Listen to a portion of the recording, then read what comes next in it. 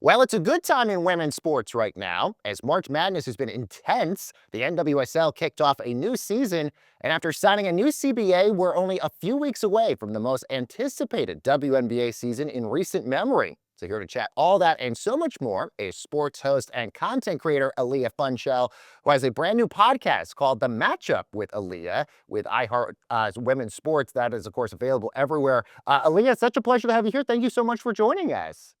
Thank you for having me. Like I said, I'm a huge front office sports fan, so I'm so excited. So tell us a little bit more about this podcast that you got here with iHeart Women's Sports. Yeah, so basically it's called the matchup because I pair up prominent female athletes with someone from maybe a completely different world, whether it's music, comedy, acting, whatever it may be, or sometimes it's another athlete.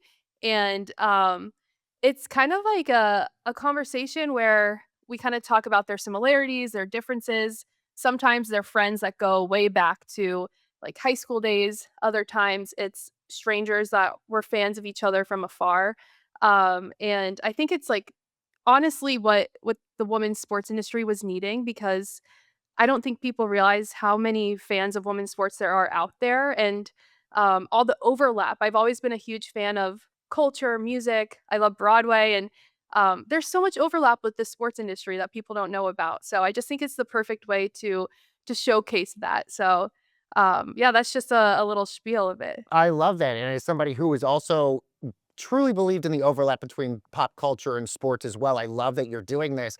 Who's been on the show? I saw Wanda Sykes has been on this. Who else has been on this? Yeah, so we paired up Wanda Sykes with Claressa Shields, who is the GOAT greatest women's boxer of all time.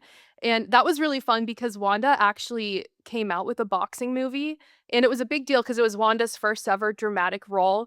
And so for her to be paired up with a boxer, and they were huge fans of each other. And then this week's episode was Ali Truitt and Kate Douglas, and they are both phenomenal swimmers. So Ali was actually a victim of a shark attack and lost her leg. And then, shortly after went to the Paralympics and was a medalist there. And Kate Douglas has been her friend since honestly before high school. And Kate is also an Olympic gold medalist swimmer. So it's really cool because each episode is going to be so different because, Wanda and Clarissa, it was like, so many one-liners. You listen to the show for 5 minutes and you're laughing out loud and you have so many like jokes you can write down in one-liners. Whereas this Allie and Kate episode, it's more motivating because Allie literally lost her leg to a shark and her Olympic gold medalist best friend helped her get through it. So that's kind of just like a peek into what it's going to be. We have like a lot of different things planned and no, I'm really excited. I love this. And this is so good as a host to sort of be able to listen to these conversations. You just ask them one question and let them talk for like 25 minutes, which is Yeah, also so good for exactly. you. Uh, No, exactly. and what's great about you, in addition to the podcast, is just that you've become such a big creator, especially in women's sports. You're one of the the people that so many people go to for so much content. What's sort of been the secret sauce? How have you been able to sort of create this great platform for yourself? Well, thank you. I think my secret sauce was I tried to position myself as I'm going to show you everything that goes on that maybe the major networks won't or that you might not get in a traditional broadcast. So when I'm at sporting events, I always have my head on a swivel looking for maybe little moments that might seem insignificant to the broadcast, but to me I'm like, no, people are going to love to know this little tidbit or like this little behind the scenes. And then also like in what I do whether it's at a game or not is I love bringing those human stories to sports and I've always been more interested in who someone is as a person instead of their accolades or their stats. And so I try to shine light on that and like try to have that like connection with people and make them comfortable enough to show sides of their personality. And then I think another thing is I was definitely an early voice in women's sports coverage. And back in the day, like 2020, 2021, when I would start posting women's sports content, people would be like, why are you wasting your time doing this? Like this is a charity case. Like literally comments like that from people I would respect. It's not just internet trolls. It's literally people I would respect being like, you're wasting your time. Like men's sports is literally right there. You live in New York, like the Knicks, Mets. And I love covering those teams, but I've been passionate about women's sports. And I think being an early voice in women's sports helped build trust with the athletes and the audience. They know I'm not just in it to capitalize off of their recent success. So I think that's definitely like the recipe for some of my success. Yeah, and just being real. I think people connect with that because there's an authenticity, as you mentioned, being there so early on that, as Mhm. you're correct, people connect with you because of that. You're not somebody that's just now getting into the picture when it's hot. And let's talk about the fact that I know you're a big WNBA fan. What were your thoughts about the CBA? We finally now have this deal. It's really incredible for the players. And we now look like we're going to have training camp and everything start exactly on time. What were your thoughts on the deal finally coming to fruition? I mean, my initial thoughts was like, it's about damn time. Like it Amen. really is. And um I mean, it's so cool to see the business side of it all. Like I've always been an optimistic person, and I've always been like, "Oh no, these athletes are worth the attention, the TV deals." But I just needed the business model to follow, and I honestly think like the business model that the WNBA was operating in, it was just kind of doomed from the start, owing the NBA so much money, or like just the prior TV deal not being lucrative enough to fund the whole league when the views are there.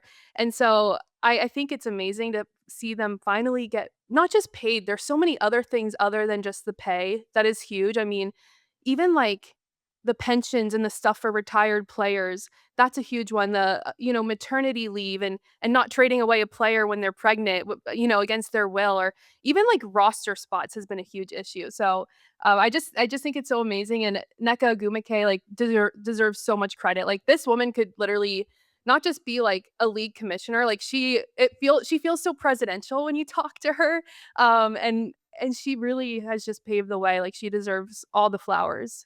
It's so well said. And you mentioned, league commissioner. There's been a lot of questions. Does current WNBA commissioner Kathy Engelberg, does she stay? How much longer does she go?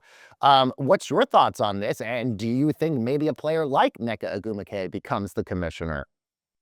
Yeah, I mean, Kathy, like, she has such a great business background, and she has done great things for the league, and, but I do think down the road, like, in the future, I think it would be great for the commissioner to maybe be a player, such as Nneka.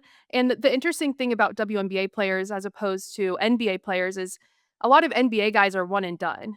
Due to the rules of the WNBA, when you can declare for the draft, like, all of these women have degrees, and they have, some of them went to, like, Stanford and all of these, like, crazy academic institutions, and so they have the mindset to be able to lead and not just play. And I think that women's sports is such an interesting and unique concept of, you a lot of times in men's sports and men's business, you don't think about pregnant players, you don't think about things like that. So I think that, the future, I think it would be great for someone like Nneka to run it because she's lived it. So, I definitely. We were talking obviously about the pay and also the benefits here. I mean, it sounds like you also believe that the players came out here with a win. Having said that, what do you think then happens to all these other leagues like a Project B, which Nneka Ogwumike is going to be playing in, or an Unrivaled? Because so many of these players had to utilize those leagues for to continue on for the rest of the year to get other forms of payment. Now, where do you sort of see these other leagues, in the status? Do these players even play in these leagues anymore? I think it depends. I mean, they're great for developmental and for keeping them in shape, in the off season, and especially with Unrivaled, I feel like they kind of paved the way to show how women's sports can be if you pour in the proper equity, investment, and everything. I mean, it would be an interesting concept because I know like Caitlin Clark, she didn't play in Unrivaled or Project B, and for so many different reasons, but also salary has to be one of them because she does make so much money in endorsements. So it does raise a very interesting question, and I feel like at least with Unrivaled, I think that the players really love playing in Unrivaled. They love because they also have equity in the league, and so they wanna see it succeed because then, the money just keeps flowing in, and, they have great synergy on the court, and, I don't know, but it would be interesting to see maybe 10 years down the road, like, where these other leagues come in. Totally. So now that we have a CBA, training camp is going to start on the 19th. Now it's sort of like a mad dash with the expansion draft, free agency, literally everything before the start of the season, which is exciting for us to figure out where a lot of these players are going to go. Are you expecting any major shakeups this free agent period? Who do you think could be going to a new team and who's maybe somebody you have your eye on?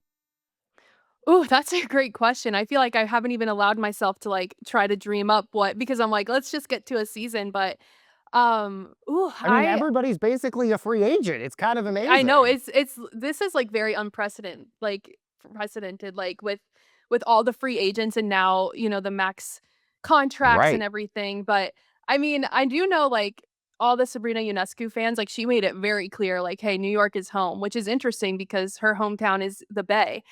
So, like, I know she's safe and, like, Asia Wilson, like, the Aces will be doing everything in their power to keep her, but I would definitely like to see some movement maybe with the role players. I mean, like, people like Natasha Cloud or Courtney Williams who they make such a big impact on the court. They might not be the main stars of the team. I think they have the potential to really try to make a name for themselves as maybe a star player at some of these expansion teams. I mean, even Kate Martin and Veronica Burton last year that going to the Valkyries, like, those were role players, on their previous teams, and then basically, like, they built out a whole franchise around these players, and they had a very successful season as an expansion team, which is surprising because it's a lot of, like, the 6 men, like, the 6 women, first ones off the bench now, a whole team comprised of people like that. So I'd be interested to see how these expansion teams build around certain, like, role players for sure. Yeah, and I'm curious, like, do you see the Fever go all in on this one season? Because after this next year, like, will they be able to keep three Supermax players? Because then they'll be paying Caitlin Clark a much different salary than where she's at now. So is this like the last season you see somebody like Kelsey Mitchell play on this team? Honestly, I could see that because, everyone's gonna be chasing after their Uh-huh. max contracts and, um, getting it's very interesting. It's gonna be very similar to the NBA where it's like, Who can you afford? who could they afford? Where does the loyalty lie? And, I mean, like, I was a victim of the Kevin Durant movement and, I was an OKC fan when he Oh, went to Golden wow. State chasing that ring, and so, like, I'm interested to see there's definitely gonna be a lot more drama and, it's gonna be big business and big headlines for sure. And of course, also we have the WNBA draft as well.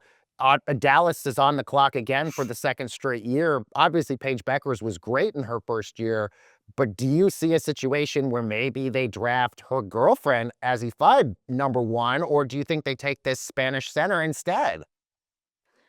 That's it honestly, I think AZ would go number 1. I mean, it would be crazy for her not to, but it does, open some, questions about what their lineup would look like, but also with free agency, I don't know if Arike wants to stay or if she wants to leave, and so that could open up a guard spot right there, and so I think free agency will play a lot into it, but I think Dallas has to go for AZ.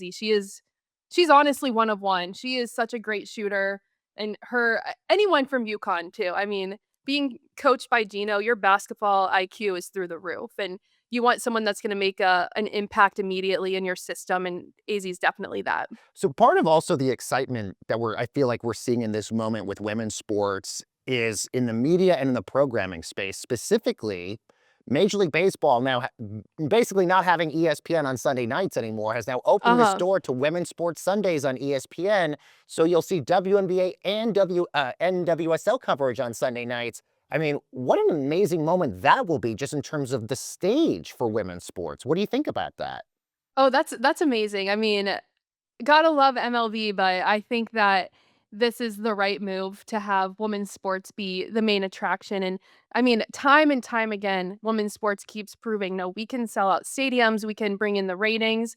But honestly, you just need to give them the opportunity to. Like, how are they going to get these ratings that are, through the roof if you don't even have them programmed on the regular ESPN, not ESPN Plus or ESPN2? So I just think that the visibility is going to be great and it's going to continue to invite more people into the game to watch casually. And I mean, last night I was at a sports bar and I was seeing these little kids talk about women's March Madness just as much as they were talking about the men's March Madness. And that's because it was on and in front of them. They don't have to go searching to watch women's sports. It's just there.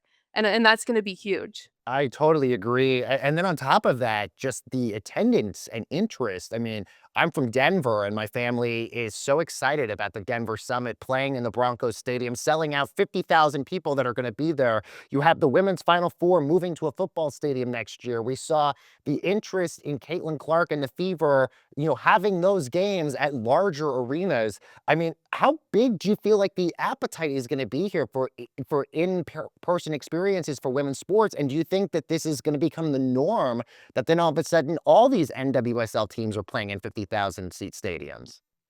Oh, absolutely. I mean, even with the PWHL, the, hockey league, they went on tour and they were selling out arenas and within minutes. I mean, and the New York Sirens are going to be playing at Madison Square Garden. That's already sold out.